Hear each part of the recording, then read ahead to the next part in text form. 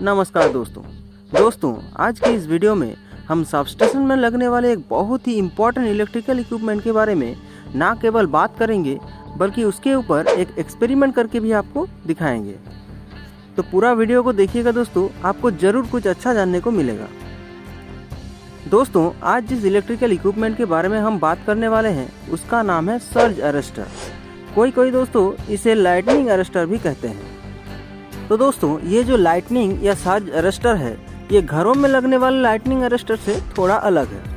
अलग इसलिए है दोस्तों क्योंकि घरों में जो लाइटनिंग अरेस्टर लगता है वो घर को सिर्फ आसमानी बिजली से प्रोटेक्ट करता है। घर में आने वाली जो बिजली की सप्लाई होती है उससे उसका कोई मतलब नहीं होता और ना ही वो उसमें कनेक्ट रहती है। घरों में जो लाइटनिंग अरेस्टर लगा होता है उसका कनेक्शन डायरेक्ट ग्राउंड में कर दिया जाता है।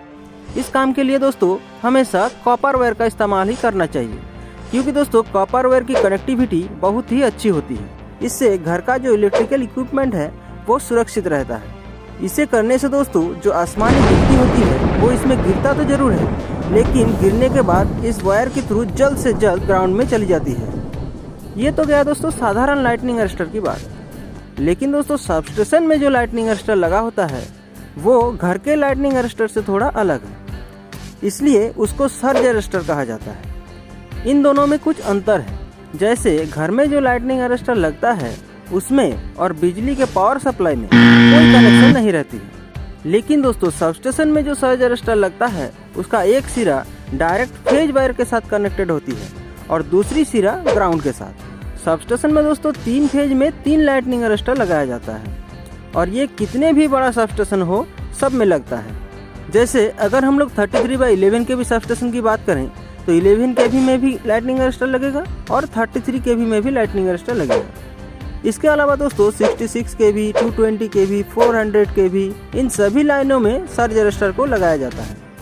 वोल्टेज बढ़ने के साथ साथ दोस्तों इस लाइटनिंग अरेस्टर का भी रेटिंग बढ़ जाती है। दोस्तों ये जो सर्ज अरेस्टर है ये सबस्टेशन में लगे इक्विपमेंट को न केवल आसमानी बिजली से प्रोटेक्ट करता है बल्कि अगर रेटेड वोल्टेज से किसी भी कारणवश वोल्टेज ज़्यादा हुआ तो उसे ये सर्ज अरेस्टर तुरंत ग्राउंड कर देती है।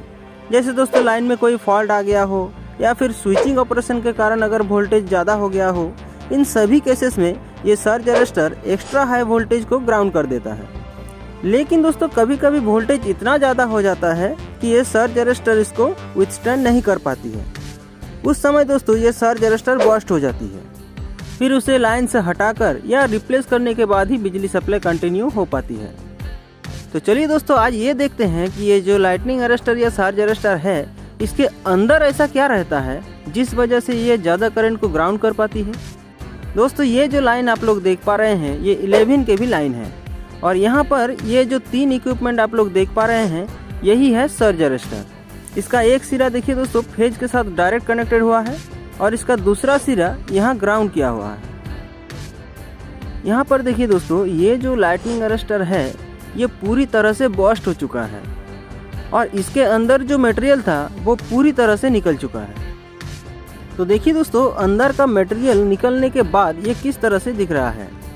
ये देखिए दोस्तों सर्ज अरेस्टर एक पोर्सेलिन के हॉलो पाइप होती है, उसके अंदर कुछ मटेरियल भरा जाता है जिस वजह से ये अपना काम कर पाती है। तो इसके अंदर क्या रहता है वो आपको इसी वीडियो में दिखाएंगे। देखिए दोस्तों यहाँ नीचे से देखने से ऊपर आसमान दिख रहा है, यानी दोस्तों इसके अंदर जो मटेरियल था वो पूरी तरह से निकल चुका है और ये हॉलो पाइप नीचे से ऊपर तक दिख रहा है। अब इसे देखिए दोस्तों सर्ज अरेस्टर जब नया रहता है तो इस तरह से दिखता है, इसका दोनों सिरा ढका हुआ रहता है। लेकिन दोस्तों यही अरेस्टर अगर बर्स्ट हो जाए तो बर्स्ट होने के बाद इस तरह से दिखता है। ज़्यादातर केसेस में दोस्तों बर्स्ट होने के बाद भी इसका मटेरियल निकलता नहीं है, इसके अंदर ही रह जाता है। तो हमारे पास ऐसा एक सर्ज अरेस्टर है जो बर्स्ट हो चुका है लेकिन इसके अंदर का मटेरियल अभी भी अंदर है। तो चलिए आपको दिखाते हैं दोस्तों कि इसके अंदर क्या रहता है। तो इसके लिए उसे निकालना पड़ेगा। ये देखिए दोस्तों इसके अंदर इस तरह के डिस्क रहता है।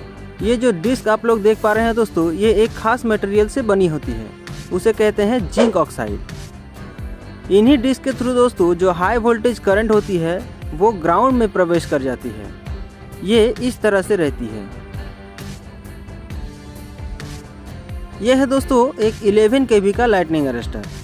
हमारे पास यहाँ पर दोस्तों एक 33 का भी चार्ज अरेस्टर है जो पूरी तरह से बस्ट हो चुका है, इसलिए इसे लाइन से आउट कर दिया गया है। तो चलिए दोस्तों इसे भी खोलकर आपको दिखाते हैं इसके अंदर से क्या निकलता है। ये इसका नेम प्लेट है दोस्तों। देखिए यहाँ पर 42 kV का रेटिंग है, यानी दोस्तों जितने kV के लाइन में इसे लगाया जाता है उससे थोड़ा ज़्यादा वोल्टेज रेटिंग का लाइटिंग अरेस्टर उस लाइन के लिए सूटेबल होता है। इसलिए दोस्तों 33 kV लाइन के लिए यहाँ पर 42 kV का लाइटिंग अरेस्टर लगाया गया था। ये दोस्तों दोनों तरफ से पूरी तरह से पैक्ड होता है, इसलिए दोस्तों इसे खोलना पड़ेगा। तो चलिए दोस्तों इसे खोल लेते हैं। यहाँ पर देखिए दोस्तों ऊपर का प्लेट पूरी तरह से निकल चुका है। अब चलिए देखते हैं इसका अंदर क्या निकलता है। ये देखिए दोस्तों इसमें भी डिस्क है, लेकिन दोस्तों यहाँ पर कितनी ज़्यादा संख्या में डिस्क है और इसका साइज भी बहुत बड़ा है। दोस्तों इसकी संख्या जितनी ज़्यादा होगी उसका वोल्टेज रेटिंग भी उतना ज़्यादा होगी।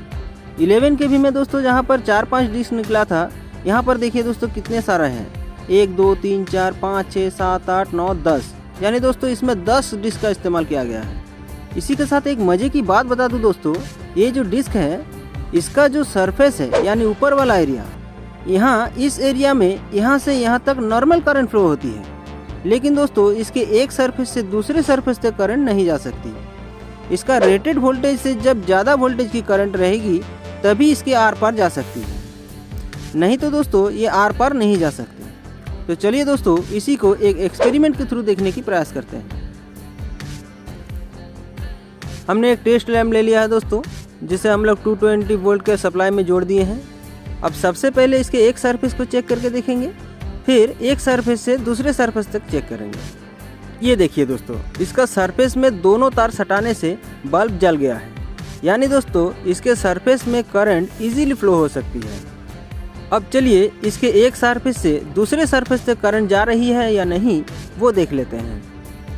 ये देखिए दोस्तों इसके एक सरफेस से दूसरी सरफेस तक करंट नहीं जा रही है, लेकिन जब भी इसके सरफेस में तार को सटाते हैं तो बल्ब जल जाता है। इसका मतलब ये हुआ दोस्तों कि इसके सरफेस में तो करंट आराम से चल सकती है, लेकिन इसके एक सरफेस से दूसरी सरफेस तक करंट नहीं जा सकती है। जब तक इसका वोल्टेज रेटेड वोल्टेज से ज़्यादा नहीं हो जाती है तब तक करंट इसके आर पार नहीं जा सकती। तो दोस्तों ये वीडियो आपको कैसा लगा लाइक और कमेंट करके ज़रूर बताइएगा। अगर वीडियो पसंद आया तो चैनल को सब्सक्राइब भी कर लीजिएगा। मिलेंगे दोस्तों नेक्स्ट वीडियो में इसी तरह की किसी मज़ेदार वीडियो के साथ, तब तक के लिए जय हिंद।